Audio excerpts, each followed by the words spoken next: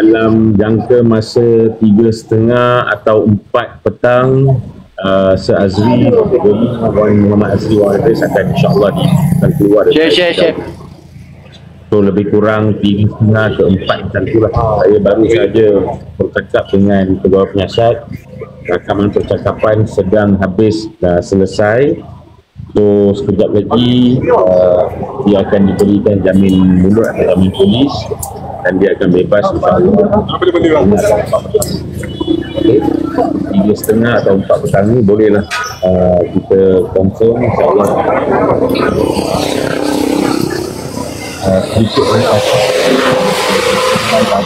Malam jam 12.56 hari ni lah, awal pagi tadi 12.56 arahan telah hadir ke rumah Se-Azri Papa Gomo dan telah melaksanakan tangkapan, dan pagi ni jam lebih kurang 9.45 atau 10 pagi beliau telah dihadapkan ke hadapan yang bertindak sebagai magistrate yang mendengar permohonan reman di IP Jawab. Kita lihat tu di tingkat bawah tu, di tempat yang selalu orang buat laporan polis, di sebelahnya ada satu lockup dan di situlah ada bilik reman. Di mana prosedur kalau tidak dapat selesaikan siasatan dalam lebih kurang 24 jam atau selepas tangkapan, pihak polis akan menerima di bawah Seksyen 1 Kanun Prosedur. Yang mana nak yang berlaku adalah 4 hari setelah berikan alasan-alasan kita, dan alhamdulillah tidak membenarkan reman 4 hari. Baliknya tak boleh off mic reman 1 hari, dan kerana itu reman 1 hari itu bermaksud dalam hari ini juga, iaitu kemungkinan besar jam 3:30 atau 4 petang. So dia akan keluar. Siasatan adalah khusus kepada 3 seksyen, iaitu seksyen 4 dalam kurungan 1 48, Seksyen 505 dalam kurungan B Kanun Keseksaan, dan Seksyen 233 Akta Komunikasi Multimedia ataupun Akta SKMM 1998.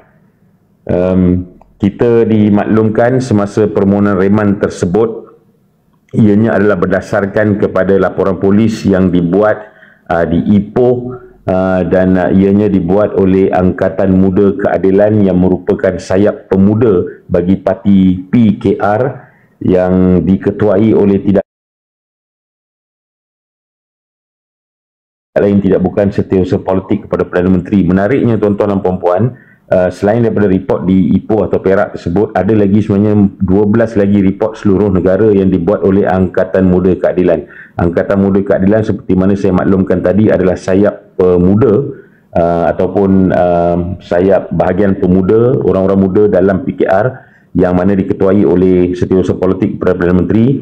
Dan menariknya juga adalah ianya adalah terkait laporan kononnya ada fitnah yang dilakukan oleh Wan Muhammad Azri terhadap Perdana Menteri yang kebetulan merupakan Presiden PKR, dan pihak polis pula adalah di bawah seliaan dan tanggungjawab Kementerian Dalam Negeri yang juga menterinya daripada PKR. Dan kita dah pun tahu masuk akhbar dan sebagainya penangkapan ini, dan diviralkan di sosial media dan akhbar serta media di Malaysia ini berada di bawah seliaan dan tanggungjawab Menteri Komunikasi yang juga orang PKR. So nampak gaya macam seolah-olah ianya adalah isu politik lah. Itu yang kita hujahkan. Menariknya juga adalah isu terkait dengan hinaan yang dikatakan atau aduan hina terhadap Perdana Menteri ini, pro-Zionis, pro-Barat dan sebagainya ini telah pun dibicarakan dalam satu lagi kes akta hasutan yang telah dipertuduhkan terhadap Wan Muhammad Azri. Keputusannya di Mahkamah Session Kelang, di mana Yang Arif, Hakim Mahkamah Session yang terpelajar, telah menyatakan bahawa setelah mendengar hujahan, setelah mendengar kes, keterangan, ekshibit dan sebagainya, setelah melalui perbicaraan di tahap prima facie, pihak pendakwaan telah gagal untuk membuktikan kes terhadap Wan Muhammad Azri terkait dengan Seksyen 4 dalam kurungan 1 Akta Hasutan, di mana Wan Muhammad Azri pernah melabelkan Anwar Ibrahim sebagai pro-Zionis Israel, pro-Barat, dan Oleh kerana itu, kita juga telah hujahkan di hadapan Puan Magistrate Terpelajar yang mendengar permohonan reman pagi tadi bahawa itu tidak boleh dijadikan sebagai satu alasan. Seksyen 3 dalam kurungan 1 Akta Hasutan, kecenderungan menghasut tidak boleh dikategorikan sebagai menghasut kepada seorang Perdana Menteri sebab Perdana Menteri tidak dinamakan dalam Akta Hasutan tersebut.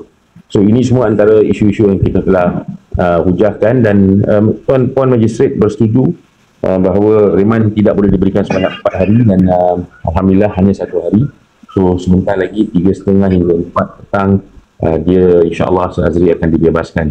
Nasihat saya lagi sekali kepada pihak Angkatan Muda Keadilan, syabas dan tahniah kerana anda telah menunjukkan dan membuktikan bahawa anda merupakan ahli-ahli parti politik yang begitu taat kepada ketua, membuat sesuatu tanpa berfikir. Ini adalah satu anugerah yang diberikan hebat kepada anda semua. So tepukkan tangan kepada diri masing-masing. Tapi nasihat saya juga kepada parti PKR ini, dulu anda juga menagih undi di atas pentas pilihan raya dengan janji bahawa anda akan menghapuskan akta hasutan, tetapi jauh daripada menghapuskan akta hasutan atau membatalkan akta hasutan, anda sebenarnya sedang dalam proses menyalahgunakan akta yang sama yang telah anda janji kepada rakyat untuk batalkan dan mansuhkan. So Abang Zainal, terima kasih kerana sentiasa berada bersama rakyat untuk menceritakan dan memberi live update dari masa ke semasa.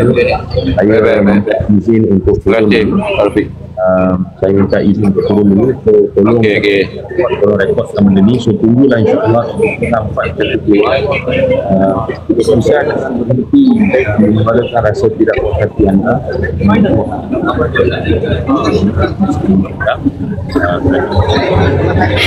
Assalamualaikum. Terima kasih. Saya minta izin turun dulu.